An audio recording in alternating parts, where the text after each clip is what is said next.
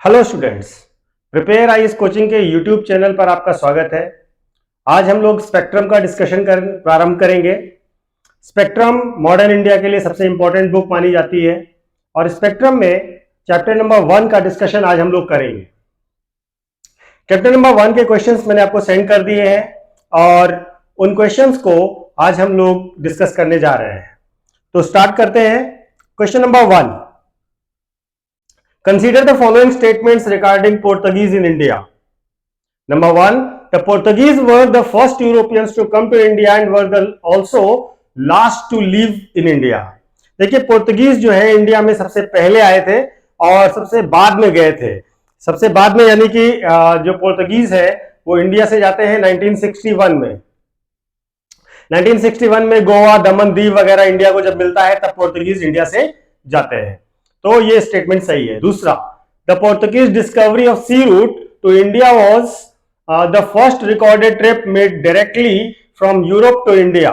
Europe से India में आने के लिए पहला सिस्टमेटिक रिकॉर्डेड ट्रिप होती है पोर्तुगीज के द्वारा। ठीक है, तो जो यूरोप से अटलांटिक ओशन होते हुए इंडिया आते हैं वो वास्को डी गामा होते हैं। सबसे पहले जो इंडिया आते हैं ये किंग मैनुअल के समय में आते हैं, जो कि 1495 से 1499 के बीच में जिनका शासन था, किंग मैनुअल का। ठीक है, इस दौरान ही आते हैं आपके वास्को डी गामा, पोर्तुगीज थे ये, और ये आते हैं वाया अटलांटिक ओशन, यूरोप से चलते हैं। तो सेकंड स्टेटमेंट भी सही है। और तीसरा statement, the Portuguese were quite tolerant towards all religions in India. देखिए, जब पोर्तुगीज इंडिया आते हैं तो इनिशियली वो मुस्लिम्स के लिए बहुत ही टॉलरेंट नहीं होते। मुस्लिम्स को वो अपने अगेंस्ट मानते हैं और जब वो कब्जा करना शुरू करते हैं उसके बाद वो धीरे धीरे हिंदूज के भी अगेंस्ट हो जाते हैं। तो बेसिकली ये स्टेटमेंट गलत है। तो इसमें पहले क्वेश्चन में हम बी लगाएंगे, 1 और 2 सही है। क्वेश्चन नंबर 2 पर आते हैं। French were the last to come to India in search of trade opportunities. Bharat में व्यापार के लिए आने वालों में फ्रेंच लास्ट थे। ठीक है, फ्रेंच ईस्ट इंडिया कंपनी जो है वो बनती है 1664 में। ठीक है, ये जो 1664 में बनती है किंग लुइस 14 के समय में। ठीक है, कॉलबर्ट एक मिनिस्टर थे, कॉलबर्ट, उन्होंने बनाया था और ये किंग लुई 14 के समय की बात है। The first French factory in India was established at Surat. ठीक है, ये बात सही है। ये जो सूरत की फैक्ट्री बनी थी वो एस्टैब्लिश करी थी कैरोन ने। तीसरा, French East India company was formed in 1664 by Colbert minister under Louis 14।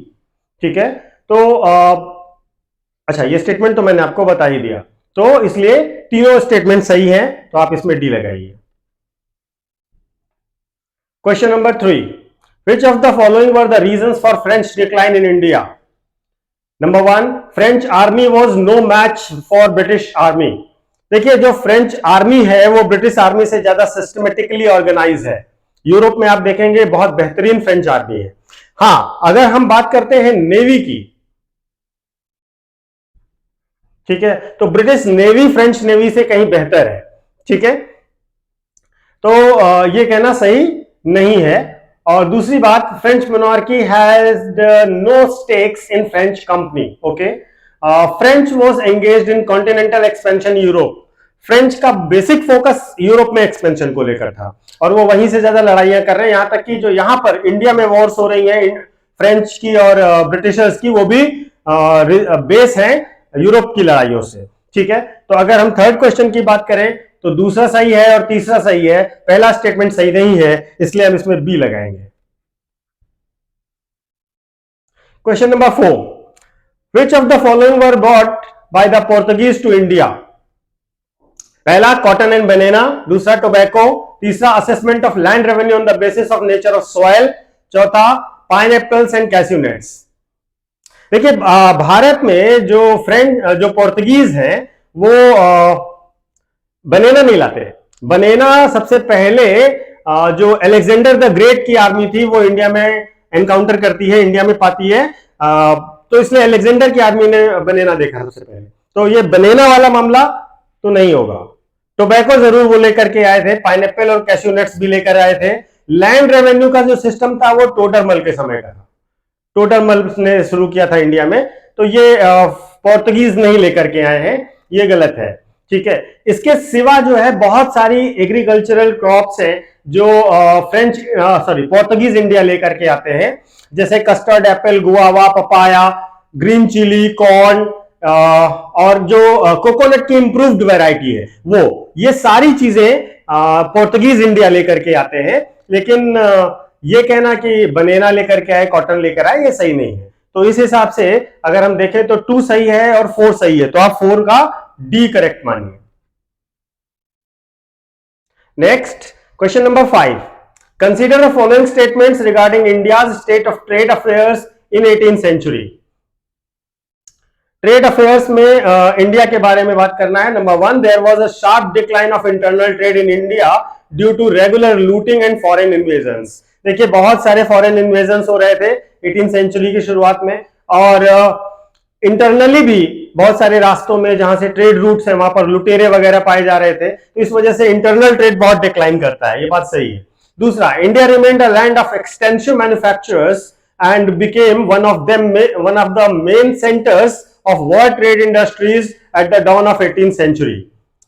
शुरुआत में 18वीं शताब्दी के शुरुआत में इंडिया फॉरेन ट्रेड में, स्पेशली कॉटन टेक्सटाइल के मामलों में ग्लोबली रिकॉग्नाइज था और इंडिया का ट्रेड बहुत अच्छा था वर्ल्ड के साथ। तो सेकंड स्टेटमेंट भी सही है, तो हम इसमें सी लगाएंगे, both statements are correct. Question number 6, consider the following statements with reference to the third Carnatic war. तीसरे कर्नाटिक वॉर के लिए विचार कीजिए। Number 1, it was an extension of 10 year wars being fought in Europe, यानी कि यूरोप में जो 7 वर्षों का युद्ध हुआ था उसका ही एक्सटेंशन था आपका थर्ड कर्नाटिक वॉर। ठीक है, तो ये बिल्कुल सही है, ये आपका 1756 के अराउंड हो रहा है। दूसरा, the French government sent a powerful army under command of sir Eric Coote. ठीक है, एरिक कोट के अंडर में एक बड़ी आर्मी भेजी थी और फ्रेंच गवर्नमेंट ने। Okay, third one, the war ended with the signing off treaty of Paris. Signing off treaty of Paris के साथ ही ये वॉर खत्म होती है। ठीक है, देखिए जो फर्स्ट स्टेटमेंट है वो तो सही है, जो सेकंड स्टेटमेंट है उसमें फ्रेंच जो गवर्नमेंट है उसने एरिक कोट के अंडर में नहीं भेजी थी ये आर्मी। ठीक है ना, ये थे काउंट डी लैली। ठीक है, काउंट डी लैली के अंडर में भेजी थी, ना कि एरिक कोट के अंडर में, तो ये वाला स्टेटमेंट तो गलत है। ठीक है, और ट्रीटी ऑफ पेरिस के साथ थर्ड कर्नाटिक वॉर खत्म हो जाती है, ये स्टेटमेंट सही है। तो इसमें सेकंड स्टेटमेंट गलत है, फर्स्ट स्टेटमेंट सही है और थर्ड सही है, तो आप सी लगाइए।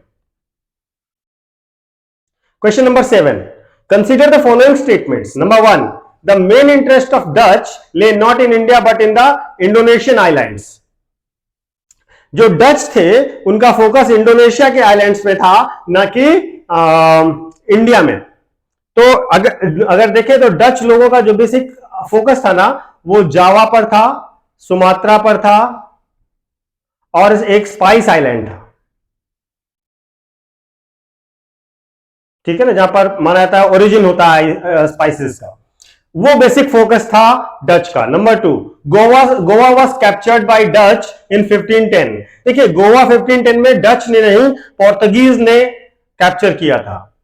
ठीक है, तो इसलिए ये स्टेटमेंट गलत है, पहला स्टेटमेंट सही है।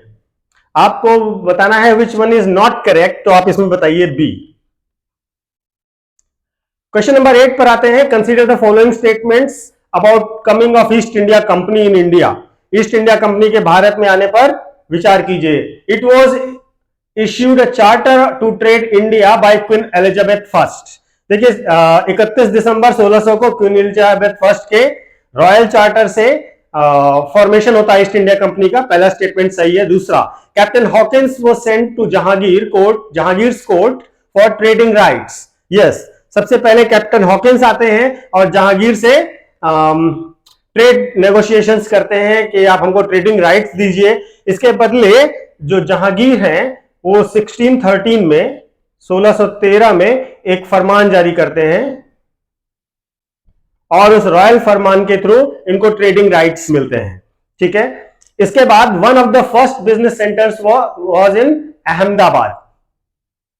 देखिए इसके बाद जो है अहमदाबाद में, आगरा में, इन सब जगहों पर, सूरत में, अहमदाबाद, आगरा और सूरत में इनके नए ट्रेड सेंटर्स बनते हैं और ये ट्रेड सेंटर्स के लिए फर्दर नेगोशिएशंस जो करते हैं वो सर थॉमस रो हैं।